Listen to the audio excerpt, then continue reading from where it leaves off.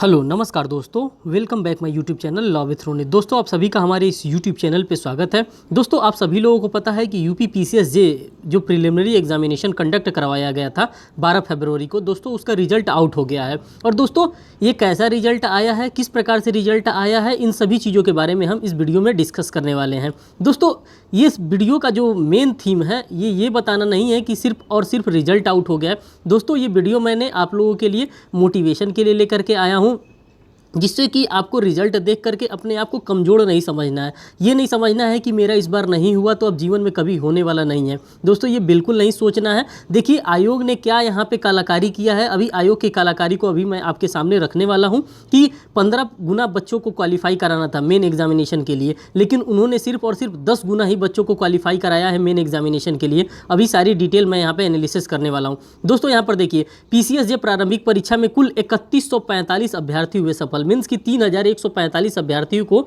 इन्होंने सिर्फ और सिर्फ सफल किया है, जो कि इनको 15% बच्चों को सफल कराना था। और 15% अगर बच्चे सफल हुए होते तो काफ़ी बच्चे मेन एग्जामिनेशन देते हैं। दोस्तों बड़ा तकलीफ होता है जब बच्चे प्रीलिमिनरी एग्जामिनेशन अच्छे से अपना प्रिपेयर करके जाते हैं, एग्जामिनेशन देते हैं, और उनका जब लिस्ट में नाम देखते हैं अगर नहीं होता है, अगर कट ऑफ में नाम उनका नहीं होता है, तो अंदर से बड़ा तकलीफ होता है कि यार मैंने जो मेहनत किया था, मैं आपकी बातों को समझ रहा हूँ, लेकिन अगर 15% ये लोगों को क्वालिफाई करा हो तो कम से कम 15% बच्चे तो मेन एग्जामिनेशन देते हैं। अब देखिए इनके द्वारा क्या किया गया। ये एक नोटिफिकेशन जो ऑफिशियल आया था कल का, ये इनका ऑफिशियल नोटिफिकेशन है।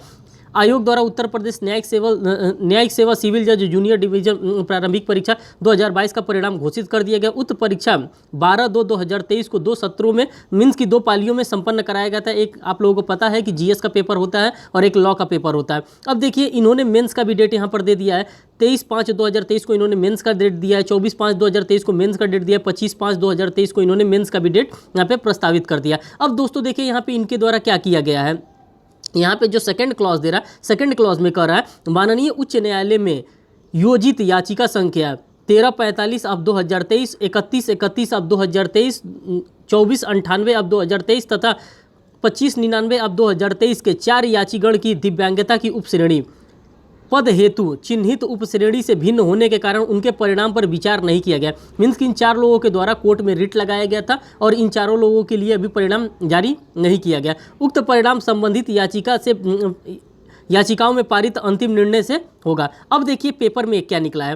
पेपर में जो निकला है, पेपर के कटिंग को अब देखिए यहाँ पे इन्होंने क्या गुणा गणित लगाया है। पहले तो आपने ये देख लिया कि 3145 लड़कों को इन्होंने क्वालिफाई कराया है। अब देखिए यहाँ पे लिख रहा है न्यूनतम अंक प्राप्त न करने के कारण निर्धारित संख्या से कम अभ्यर्थी हुए उत्तीर्ण। मीन्स कि इनके द्वारा कोई न्यूनतम अंक रखा गया था, मीन्स कि 40% या 45% जो भी ये न्यूनतम अंक रखे हैं, ये बता रहे हैं कि न्यूनतम अंक से कम जो बच्चे नंबर गेन किए हैं, उसीलिए क्या किया गया है, कम बच्चों को यहाँ पे उत्तीर्ण किया गया। अब ये गणित इनका देखिए क्या कर रहा है। ये प्रयागराज से न्यूज़ आया है और इसी न्यूज़ के बारे में हम बात करने वाले हैं। उत्तर प्रदेश लोक सेवा आयोग यूपीपीएससी ने उत्तर प्रदेश न्यायिक सेवा सिविल जज जूनियर डिवीजन प्रारंभिक परीक्षा 2022 का परिणाम बृहस्पतिवार देर रात को जारी कर दिया। आयोग ने 3145 अभ्यर्थियों को मुख्य परीक्षा के लिए सफल घोषित किया है। ये तो बात आप सभी लोगों को पता है। अब देखिए यहाँ पे लिख रहा है पीसीएसजे के 303 पदों के भर्ती के लिए प्रारंभिक परीक्षा 12 फरवरी 2023 को आयोजित कराई गई थी, जिसमें 2 विषय सामान्य ज्ञान एवं विधि को शामिल किया गया था। पीसीएसजे भर्ती परीक्षा 2022 के कुल 79,565 अभ्यर्थी ने आवेदन किए थे और इनमें से अब देखिए कितने बच्चों के द्वारा परीक्षा दिया गया। इनमें से 50,837 अभ्यर्थी प्रारंभिक परीक्षा में शामिल हुए थे। मुख्य परीक्षा जो है इनका 23, 24 और 25 मई 2023 को प्रस्तावित है। हालांकि मुख्य परीक्षा के लिए निर्धारित संख्या से कम अभ्यर्थी उत्तीर्ण घोषित किए गए। अब देख रहे हैं आप लोग यहाँ पे ये गणित लगाए हैं। मीन्स कि जितना इन लोगों को क्वालिफाई करना चाहिए था प्रिलिमिनरी एग्जामिनेशन में स्टूडेंट को, उतना इन्होंने क्वालिफाई नहीं किया है, उससे कम इन्होंने किया। यहाँ पे साफ साफ ये बातें लिखा है कि मीन्स की जो निर्धारित संख्या से कम इन्होंने अभ्यर्थियों को क्वालिफाई कराया। इनको कम से कम 15% बच्चों को क्वालिफाई कराना चाहिए था, लेकिन इन्होंने ऐसा नहीं किया। ये आयोग की गलती है। नियम के तहत पदों की संख्या के मुकाबले 15 गुना अभ्यर्थियों को प्रारंभिक परीक्षा में सफल घोषित किए जाने का प्रावधान है। अगर रूल देखें, जो जनरल रूल कहता है कि 15% अभ्यर्थियों को सफल कराना होता है, लेकिन इनके द्वारा क्या किया गया है, इनके द्वारा एक कैप लगाया गया है और कैप लगाने के बाद कह दिया गया है कि बच्चे ने क्या किया, न्यूनतम अंक ही नहीं क्वालिफाई किया। इसीलिए जिन्होंने न्यूनतम अंक क्वालिफाई किया सिर्फ और सिर्फ हम उन्हीं को मेन एग्जामिनेशन लिखने का मौका दे रहा है। ये बिल्कुल गलत है। इस पर क्या आप कहा जा सकता है? कुछ नहीं कहा जा सकता, रिजल्ट तो आ चुका है। इस मामले में आयोग के सचिव बीके गौड़ ने स्पष्ट किया है कि कुछ श्रेणियों में न्यूनतम अर्हता के लिए निर्धारित अंक प्राप्त न करने के कारण निर्धारित संख्या से कम अभ्यर्थियों को उत्तीर्ण कराया गया है। अब देखिए आगे इनके द्वारा क्या कहा जा रहा है। सचिव के अनुसार उच्च न्यायालय में विभिन्न याचिकाएं दाखिल करने वाले 4 अभ्यर्थियों की दिव्यांगता श्रेणी की उप श्रेणी पद के लिए चिन्हित उप श्रेणी से भिन्न होने के कारण उनके परिणाम पर विचार नहीं किया गया। मीन्स की 4 लोगों को भी रिजर्व रखा गया, उनके मेरिट पर भी किसी प्रकार का विचार नहीं किया गया है। उनका परिणाम संबंधित याचिका में पारित होने वाले अंतिम निर्णय के अधीन होगा। सचिव के अनुसार परीक्षा से संबंधित पदवार श्रेणी कट ऑफ अंक एवं अभ्यर्थियों को, जो आप लोग कट ऑफ की बात कर रहे हैं, अभ्यर्थियों को प्राप्तांक संबंधित सूचना अंतिम चयन परिणाम घोषित होने के बाद आयोग की वेबसाइट पर जारी किया जाएगा। मुख्य परीक्षा के लिए आवेदन एवं परीक्षा शुल्क जमा करने की प्रक्रिया को शुरू कर दिया गया है। देखिए यहाँ पे जो कट ऑफ की बात आ रही है, तो मैं आपको यहाँ पे बता देना चाहता हूँ, जो ऑफिशियल कट ऑफ है ये अभी नहीं जारी करेंगे। ऑफिशियल ये कट ऑफ कब जारी करेंगे? जब मेन एग्जामिनेशन कंडक्ट हो जाएगा, जब आप इंटरव्यू दे लेंगे, जब आप क्वालिफाई हो जाएंगे, उसके बाद से इनके द्वारा ऑफिशियल कट ऑफ जारी किया जाएगा कि हाँ प्रिलिमिनरी में इतना हमने कट ऑफ जारी किया था, मेंस में इतने बच्चों ने एग्जामिनेशन दिया, फिर मेंस में हमने इतना कट ऑफ जारी किया, फिर उसके बाद से फाइनल जो ये 303 लोगों को लेना है, ये 303 लोगों को ही लेंगे। ये आयोग है, ये 304 लोगों को यहाँ पे नहीं लेगा। वैकेंसी अगर 303 की आई है तो 303 को ही लेंगे ये। मगर यहाँ पे कहने का मतलब ये है कि अगर 15% यहाँ पे बच्चों को आपको लेना था, तो आप कहाँ से ये न्यूनतम कैटेगरी वाला आपने ये रोना रो दिया कि न्यूनतम कैटेगरी था, इस प्रकार से नहीं होना चाहिए था। लेकिन यहाँ पे 15% का साफ कहा जा रहा है, जो कि गाइडलाइन है कि जनरली 15% बच्चों को क्या किया जाता है, सफल किया जाता है, लेकिन इनके द्वारा 15% बच्चों को सफल नहीं कराया गया। और वो कम से कम हमको लग रहा है 10% सिर्फ बच्चों को ही सफल कराया गया। इसीलिए जो रिजल्ट का जो इस बार का क्राइटेरिया है, जो कट ऑफ है, वो ज़्यादा हाई चला गया।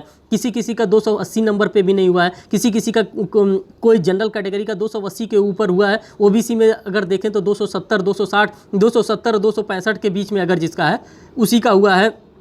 और मीन्स की SC ST वालों का और थोड़ा सा नीचे गया है, वीमेंस का भी अलग गया है। मीन्स की ऑफिशियली अभी कुछ नहीं कहा जा सकता है कि कितना कट ऑफ गया, बस जिसका रोल नंबर उसमें शो कर रहा है उसका हो गया है, जिसका रोल नंबर आंसर सीट में न मीन्स की जो रिजल्ट उन्होंने दिया उसमें नहीं शो कर रहा है, तो मान के चलिए कि उसका नहीं हुआ है। दोस्तों आपको अपने आप को मोटिवेट करना है, घबराना नहीं है। आपके सामने बहुत अपॉर्चुनिटी है, ऐसा नहीं है कि अपॉर्चुनिटी खत्म हो गई आपके सामने से, नहीं, अभी आपके सामने बहुत ही अपॉर्चुनिटी है। आपके पास अभी बिहार पड़ा है, अभी उत्तराखंड है आपके सामने, अभी RJS राजस्थान आने वाला, अभी मध्य प्रदेश आने वाला। दोस्तों आपको टूटना नहीं है, किसी भी दशा में आपको टूटना नहीं है, आपको कमज़ोर नहीं होना, क्योंकि एग्जामिनेशन का काम है आना और रुलाना। एग्जामिनेशन आएगा, रिजल्ट जब आएगा तो वो कुछ पॉजिटिवली होता है रिजल्ट, कुछ निगेटिवली होता है। तो जिसके लिए जिसका नहीं हुआ उस मान ले कि हमारे लिए निगेटिव रिजल्ट था, हमारे लिए वैकेंसी थी ही नहीं।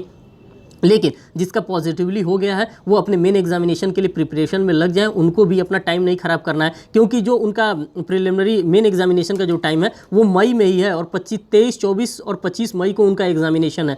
अगर वो अच्छे से नहीं लगेंगे तो फिर उनके लिए भी समस्या का घर बन जाएगा। इसीलिए मैं कह रहा हूँ कि आप लोग अच्छे से लग जाइए। और जिसका प्रिलिमिनरी इस बार नहीं क्वालिफाई हो गया साथियों, उन लोगों को बिहार में लग जाना है, एज वेल एज उत्तराखंड में लग जाना है। अभी RJS की भी नोटिफिकेशन आने वाली है, RJS के साथ साथ अभी MP की भी आने वाली है, उसमें भी आपको लग जाना है। तो जी जान से देखिए, जो पढ़ाई होती है, जो आपने प्रिलिमिनरी एग्जामिनेशन में पढ़ा था, ये कहीं जाया नहीं जाने वाला है, कहीं ना कहीं आपको ये सिलेक्शन दिला करके जाएगा। ऐसा नहीं है कि आपने पढ़ लिया, सिर्फ यूपी सेंट्रिक होकर आप पढ़े हैं तो यूपी नहीं आया तो अब जीवन में कुछ नहीं रह गया। अरे यूपी में जो कॉन्स्टिट्यूशन, जो IPC, जो CPC, जो CRPC आपने पढ़ा है, जाहिर सी बात है वो उत्तराखंड में तो आएगा ही आएगा ना। तो आप अपने पढ़ाई को इन्हांस करिए, मजबूत करके रखिए और अपने आप को मोटिवेट करते रहिए, और दूसरे की बातों पर ज़्यादा ध्यान ना दीजिए कि हाँ तुम्हारा नहीं हुआ, तुम ऐसे हो, तुम ऐसे हो। देखिए समाज ऐसा हो गया है कि सिलेक्शन खोजता है, वो परिणाम खोजता है, और आप परिणाम देंगे, ये आपका भी विश्वास है और मेरा भी विश्वास है। तो इसी के साथ दोस्तों इस वीडियो को समाप्त करते हैं। दोस्तों आपको अपने आप को मोटिवेट करना है और अपने नेक्स्ट एग्जामिनेशन के लिए आपको लग जाना है। ये रोना नहीं रोना है कि यार मेरा नहीं हुआ, मेरा नहीं हुआ, उसका हो गया, इतना कट ऑफ गया, क्यों गया। जो होना था वो हो गया, जो होना है अब उसको हमको देखना है। तो दोस्तों इस वीडियो को यहीं पर रखते हैं। धन्यवाद।